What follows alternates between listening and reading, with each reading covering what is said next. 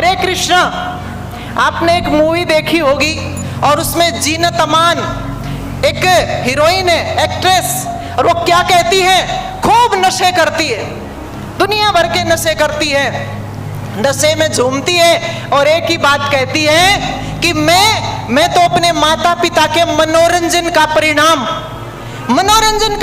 हूं, क्योंकि किसी भी बच्चे की नींव इस रूप में नहीं रखी जाती कि हाँ आज हमने ये यज्ञ किया है, उसके बाद हमारी संतान ऐसी बननी चाहिए। 7 साल तक जो है बच्चे का निर्माण किया जा सकता है। 7 साल के बाद जो है बहुत कम संस्कार होते हैं, समावर्तन संस्कार हो जाएगा, उसके बाद विवाह संस्कार होगा, वानप्रस्थ संस्कार, संन्यास संस्कार, उसके बाद जो है अंतिम संस्कार ही होता है। 7 साल तक बच्चे के संस्कार बनते हैं, उसके बाद तो केवल और केवल उसका दिमाग जो है वही विकसित होता है। इसके ऊपर काम करने की आवश्यकता है और वेद के मंत्र इस नारी को यही कहते हैं, ए नारी तो जो है बहुत बड़ी न्यायाधीश बन सकती है, तू प्रधानमंत्री बन सकती है, तू राष्ट्रपति बन सकती है, सब कुछ कर सकती है, परंतु एक बात का ध्यान रखना कि पुरुष जो है घोड़ों को एक्सपर्ट कर सकता है, पुरुष कुत्तों को भी एक्सपर्ट बना देगा, उसको ट्रेनिंग दे देगा, लेकिन मनुष्य को सही इंसान यदि कोई बना सकती है तो तू ही बना सकती है। इसलिए तेरे सामने ये सबसे बड़ा प्रोजेक्ट है। तू अपने गर्भ को संभाल। क्या सोच रही है? 4 महीने का बच्चा पेट में है, क्या सोच रही है?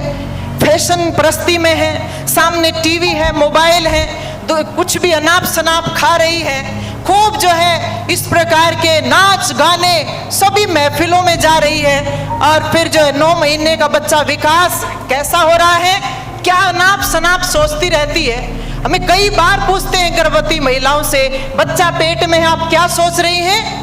कि सोचना क्या है, कैसा बच्चा चाह रही है कि जैसा होगा वैसा हो जाएगा, और जैसा होगा वैसा हो जाएगा, अपने संस्कार लेकर के आएगा।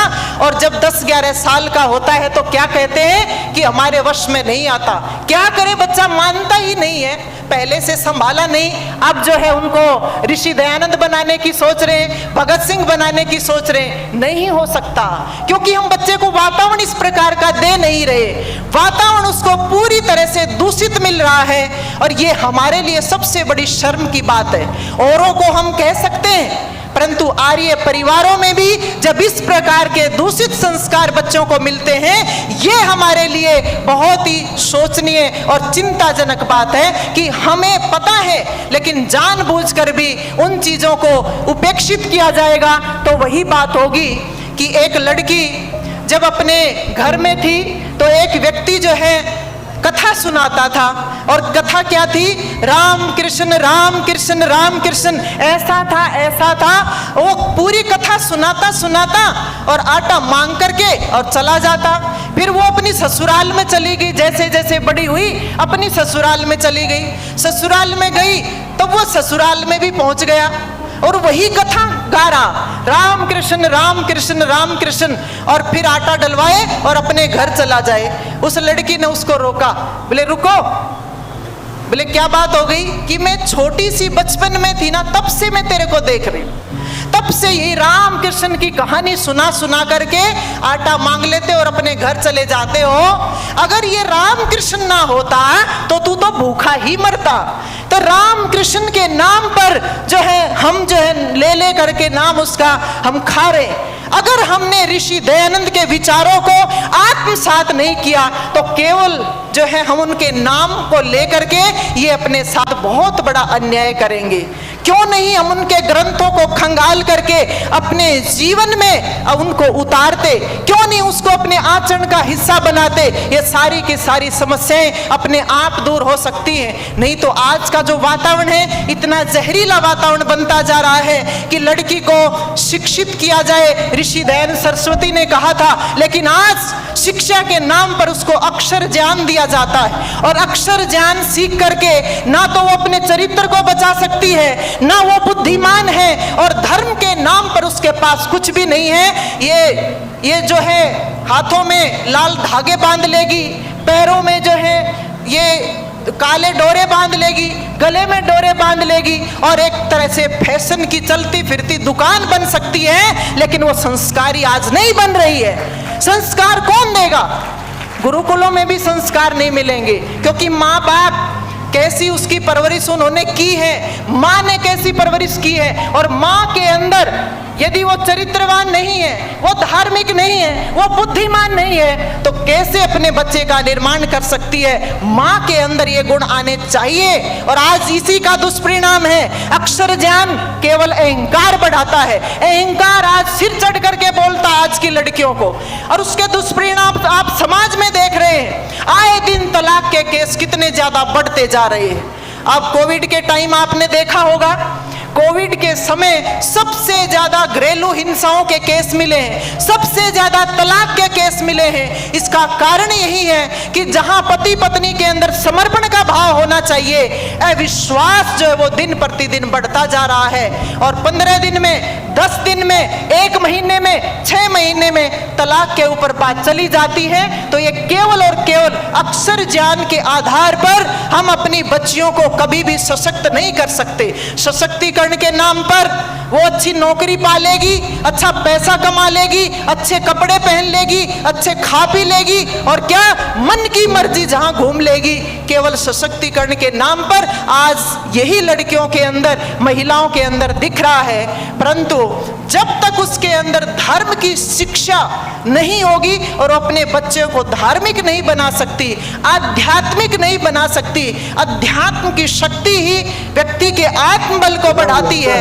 अगर ये नहीं आएगी तो बच्चा जो है बिल्कुल कोरा का कोरा रह जाएगा। आज जरूरी है, आज जरूरी है इन चीजों को सिखाने की। और वेद का मंत्र कहता है जरूरत नहीं है दहेज देने की, केवल 3 चीजें दे दो अपनी बच्ची को, चिति, चक्षु और कोष। और चिति क्या है? दिमाग की शक्ति उसकी मजबूत होनी चाहिए, उसको बुद्धिमान बनाए। चिति, चक्षु, चक्षु एक लड़की को मनोवैज्ञानिक होना चाहिए। यदि कोई लड़की मनोवैज्ञानिक नहीं है, अपने घर को वह नहीं चला सकती।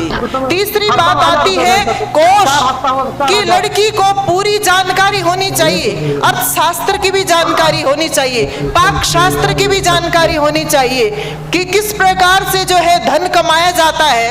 वेद के मंत्र तो ये कहते हैं, पति पूछता है कि ये बताए हे देवी, ये बता कि मैं धन किस प्रकार से कमाऊं। जो है देवर पूछता है मैं कैसे अपने जीवन को अच्छा बनाऊं। ननंद पूछती है, और एक शब्द आता है साम्राज्य। ये साम्राज्य यदि होगी तो वो केवल सेवा के लिए नहीं हो सकती। वो शूद्र का व्यवहार घर में शूद्र की भूमिका में नहीं हो सकती, क्योंकि वो इतनी समझदार होती थी, इतनी अध्यात्म से ओतप्रोत होती थी कि सब उससे प्रेरणा लेते थे। परंतु आज उस आदर्श को हमने जो है धूमिल कर दिया है। परंतु आर्य परिवारों में अगर इस प्रकार का वातावरण दिखाई देता है तो वास्तव में ये हमारे लिए बहुत ही चिंता का विषय है कि हम कहते रहें लेकिन करेंगे नहीं, तो फिर जो है इन ऋषि दयानंद की विचारधारा को आगे कौन बढ़ाएगा। आप अपने अंदर, अपने परिवारों में झांक करके देखें कि आने वाली पीढ़ी क्या सीख रही है। मोबाइल हाथ में है, टीवी सामने चल रहा है, गाने बजाने, नृत्य। आज एक भी लड़की ऐसी नहीं है जिसको जो है नाच गाना नहीं आता हो। सब नाच गाने में पारंगत है, लेकिन उनसे एक वेद का मंत्र जो है पूछ करके देखे, वो नहीं आ सकता। आज जो है धर्म को कह रहे फला जो है धर्म आगे बढ़ रहा है, वो संप्रदाय आगे बढ़ रहा है, लेकिन हम अपने बच्चों को सिखा नहीं रहे हैं। फैशन की उस अंधी दौड़ में हम पश्चिमी संस्कृति की तरफ अपनी बच्चियों को मोड़ रहे हैं, और पश्चिमी संस्कृति कभी भी हमारी संस्कृति को स्वीकार नहीं करेगी, कभी नहीं करेगी। लेकिन उस संस्कृति को पूरी तरह से यदि अपनाया जाएगा तो अपनी संस्कृति पूरी तरह से नष्ट भ्रष्ट हो जाएगी। और किसी विद्वान ने एक बात कही थी, किसी भी देश को यदि नष्ट करना है, किसी भी देश की संस्कृति को यदि नष्ट करना है, तो वहां की महिलाओं को पथ भ्रष्ट कर दे, वहां की संस्कृति अपने आप धूमिल हो जाएगी, नष्ट भ्रष्ट हो जाएगी। आज हमारे लिए सबसे बड़ी चुनौती है, आज हमारे सामने ये सबसे बड़ा जो है एक चिंता का विषय है कि हमारी जो मातृशक्ति है सशक्तिकरण के नाम पर वो जो है दूसरी दिशा में जा रही है, उसको संभालने का काम आप कर सकते हैं पिता के रूप में, माँ के रूप में। लेकिन ये नहीं अपेक्षा कर सकते किसी गुरुकुल में या किसी संस्था में कहीं जो है इस प्रकार का एनजीओ चलता हो, नहीं। सही मानव निर्माणशाला कोई है तो हमारा परिवार ही है। तो बहनों, हमें जानना यही है कि गर्भ, गोद और घर, जब ये प्रोजेक्ट पूरी तरह से हमारा जो है लागू हो जाएगा परिवारों में, तो फिर जो है हमारे को ऋषि देव देखा, मेरे को बहुत गंदा लगा। और कुछ बोले ना बोले, खाना जरूर बोले।